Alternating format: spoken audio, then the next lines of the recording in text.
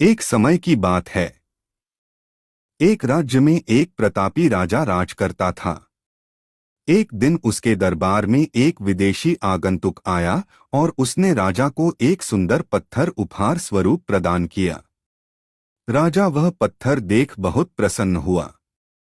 उसने उस पत्थर से भगवान विष्णु की प्रतिमा का निर्माण कर उसे राज्य के मंदिर में स्थापित करने का निर्णय लिया और प्रतिमा निर्माण का कार्य राज्य के महामंत्री को सौंप दिया।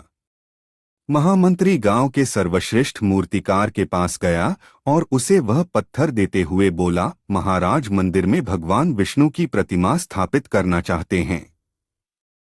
7 दिवस के भीतर इस पत्थर से भगवान विष्णु की प्रतिमा तैयार कर राजमहल पहुंचा देना। इसके लिए तुम्हें 50 स्वर्ण मुद्राएं दी जाएंगी। 50 स्वर्ण मुद्राओं की बात सुनकर मूर्तिकार खुश हो गया और महामंत्री के जाने के उपरांत प्रतिमा का निर्माण कार्य प्रारंभ करने के उद्देश्य से अपने औजार निकाल लिए। अपने औजारों में से उसने एक हथौड़ा लिया और पत्थर तोड़ने के लिए उस पर हथौड़े से वार करने लगा, किंतु पत्थर जस का तस रहा। मूर्तिकार ने हथौड़े के कई वार पत्थर पर किए, किंतु पत्थर नहीं टूटा। 50 बार प्रयास करने के उपरांत मूर्तिकार ने अंतिम बार प्रयास करने के उद्देश्य से हथौड़ा उठाया, किंतु यह सोचकर हथौड़े पर प्रहार करने के पूर्व ही उसने हाथ खींच लिया कि जब 50 बार वार करने से पत्थर नहीं टूटा तो अब क्या टूटेगा। वह पत्थर लेकर वापस महामंत्री के पास गया और उसे यह कह वापस कर आया कि इस पत्थर को तोड़ना नामुमकिन है, इसलिए इससे भगवान विष्णु की प्रतिमा नहीं बन सकती।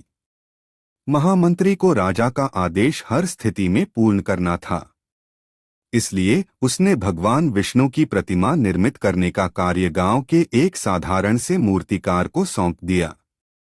पत्थर लेकर मूर्तिकार ने महामंत्री के सामने ही उस पर हथौड़े से प्रहार किया और वह पत्थर एक बार में ही टूट गया।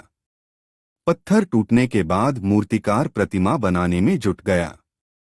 इधर महामंत्री सोचने लगा कि काश पहले मूर्तिकार ने एक अंतिम प्रयास और किया होता तो सफल हो गया होता और 50 स्वर्ण मुद्राओं का हकदार बनता।